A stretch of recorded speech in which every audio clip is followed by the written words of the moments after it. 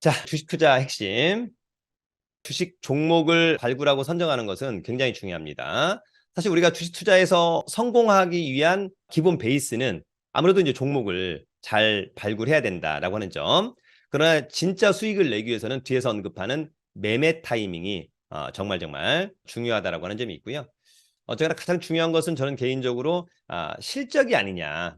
일단 실적이 좋아야 됩니다. 매출액과 영업이익, 당기순이익이 전년 동기 대비 무조건 다 급증했다라고 한다면 상당히 좋을 것 같고, 어쨌든 실적이 좋아야 되고, 그러는 가운데 이제 재무 상태가 좋아야죠, 여러분. 일단 이 두 개는 좋아야 됩니다. 다른 건 안 좋아도 요 두 개는 좋아야 된다. 실적과 재무 상태는 무조건 좋아야 되죠, 그죠? 거기다가 이제 마지막 하이라이트는 당연히 이제 추세입니다, 여러분. 추세. 사실은 이 세 가지만 맞는다면 기본적으로는 이 추세에는 정말 많은 것들이 녹아 들어가 있거든요. 그래서 요런 부분들. 다만 이제 우리가 종목 발굴하고 선정할 때 어떻게 해야 될까? 어쨌거나 최소한 실적과 재무 상태는 좋아야만 한다. 그리고 추세는 좋아야만 한다. 항상 여러분 그런 체크리스트를 잘 가지시고 여기에 맞는 그런 종목을 스스로가 잘 발굴하면 좋을 것 같고, 여러분들이 어쨌거나 종목 발굴 선정에 많은 시간을 좀 할애를 해야 될 것 같다, 그런 생각이 듭니다. 분산 투자가 또 상당히 중요하죠, 여러분. 근데 이제 우리가 이제 이론상으로도 이런 이야기를 합니다.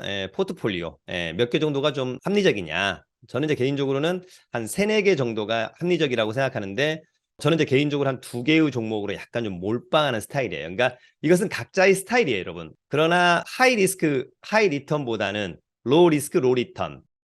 리스크를 좀 회피하자, 해지하자. 이러기 위해서는 이제 분산 투자를 해야 되는 건데, 너무 많으면 사실은 또 수익을 내기가 쉽지 않아요. 제 주위에 예전에 뭐 10개, 20개 이렇게 있는데 뭐 괜찮죠. 뭐 5개 뜨고 5개 떨어지고 뭐 이러면 또 큰 의미가 없어서 저라면 한 3, 4개 정도에서 포트폴리오를 좀 구성하면 어떨까? 그런 생각이 듭니다. 물론 이 3, 4개는 섹터, 어떤 섹터냐.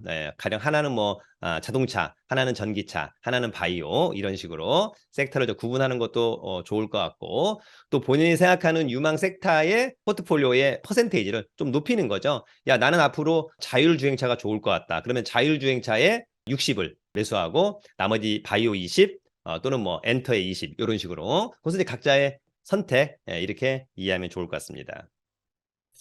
더불어서 이제 우리가 매매와 관련돼서 위험을 좀 회피하기 위해서는 반드시 이제 분할 매수를 했으면 좋겠다. 나중에 또 분할 매도 이런 부분들.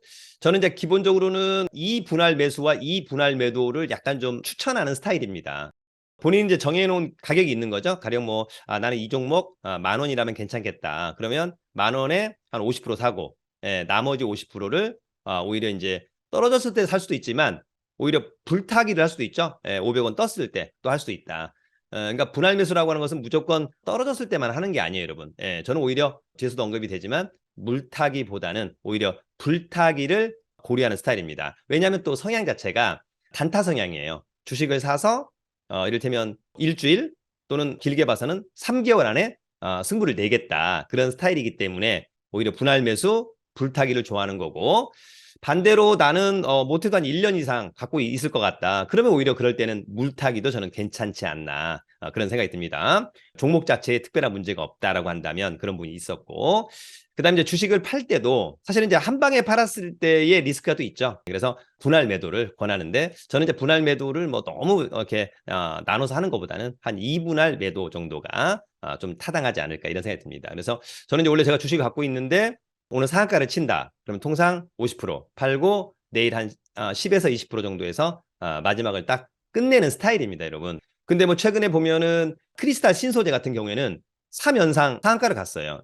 그러나 여러분 그것은 그때그때마다 다른 거고, 제가 유튜브를 3년 동안 거의 뭐 단 하루도 빠지지 않고 종목을 필터링하면서 내 스스로가 정말 주식에 대한 어떤 뭐 이론도 중요합니다만 감이 탄탄해지고 있다, 촉이 탄탄해지고 있다, 이런 것을 스스로 느끼는데, 그럴 때 보면 상한가 치고 그 다음날 급등했을 때 팔면 거의 뭐 한 90%는 맞지 않았나, 그런 생각이 들고요. 항상 우리 개인들은 정말 꼭대기에서 팔아먹고 싶은 욕심이 있는데, 저는 다음에 매수하는 사람에게도 약간의 좀 먹을거리를 주자. 그래서 개인적으로 놓고 본다면 무릎이나 허리에 사서 가슴이나 목에서 팔자. 여기 머리 꼭대기에서 팔기는 여러분 어렵다. 아시겠죠? 그래서 한 허리에서 사서 가슴 정도에 팔아먹는 것이 저는 개인적으로 가장 좀 나이스하지 않느냐. 저의 스타일입니다, 여러분. 아시겠죠? 그래서 이제 각자의 선택 좀 잘 참고하시면 좋을 것 같고. 물론 이제 물타기가 좋은데 물타기가 여러분 썩 그렇게 좋은 거 아닙니다. 그죠? 예, 밑 빠진 독에 물 붓기가 될 수 있거든요. 예, 그래서 조금 장기 투자한다라고 한다면 당연히 물타기를 통해서 평균 매입 단가를 낮추는 것은 나쁘진 않은데 과연 이제 어디가 바닥이냐 이런 것들도 쉽진 않아요. 예, 그래서 오히려 물타기보다는 차라리 나중에 이제 상승하는 종목 잘 올라타서 불타기를 해보는 것은 어떨까 그런 생각을 해보기도 합니다. 여러분 제가 이제 주식을 뭐 3년 동안 정말 저도 열심히 해보는데 가장 중요한 것은 매수할 때부터 목표를 잘 세워야 돼요. 익절에 대한 목표, 손절에 대한 목표. 또 나는 어느 정도의 기간을 투자하겠다. 이런 기준이 있어야 됩니다. 그런 것이 없다면 글쎄요. 좀 허무한 투자가 아닌가. 그래서 저는 이제 어떤 종목을 사면은 한 15 또는 20% 정도 수익을 내고 팔겠다. 그냥 제가 지난번에 이제 코리아 FT 같은 경우에 2,300원에 많이 샀다. 근데 뭐 한 2,700원까지 갔잖아요. 그러면 거의 한 15% 익절 하고 끝낼 수도 있는 거죠.